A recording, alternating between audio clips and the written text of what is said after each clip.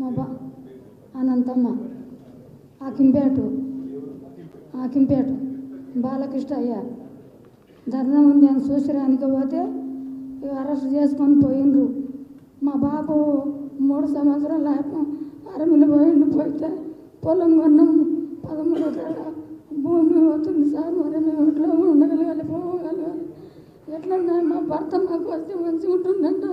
నిన్న 3 రోజులు 20,000 పెట్టుకొచ్చినాము. ఏమవుతుందో ఎట్లా నాకు భయం వస్తుంది. గుట్టలో 13 ఎకరాలు మాది. 13 ఎకరాల భూమి మొత్తం పోతుందని చెప్పిందా? మొత్తం నోటీస్ ఇచ్చిందా? ఏమి ఇవ్వలేడు. ఏం పైసలు ఇస్తారో చెప్పిండ్రా? ఏం చెప్పలేరు. అసలు ఎందుకోసం తీసుకుంటారో చెప్పిరా?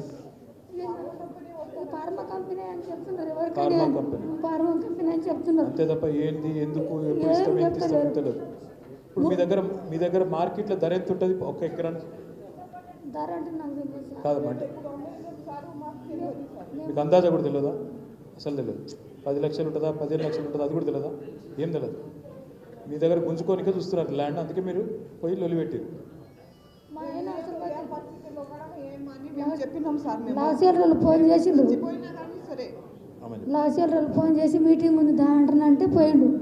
ఇక పోయినంత మాత్రంలో మళ్ళీ అందులో ఉన్నాడో లేడో తెలియదు సార్. ఇక 3 రోజులు అయితే తొలకపోయిండు. ఈ ఎడికి పోయిండ్రేమో ఇంకా కూడా తెలియదు. తెలియదు. మొన్న 4 రోజుల కింద చూపించుకొచ్చినాం, టెస్టులు చేసుకొచ్చినాం.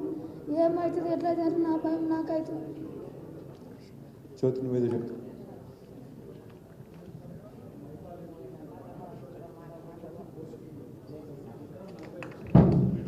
ఎకరం 40 లక్షలు ఉంటుందంట మైపాలన్న చెప్తున్నాడు.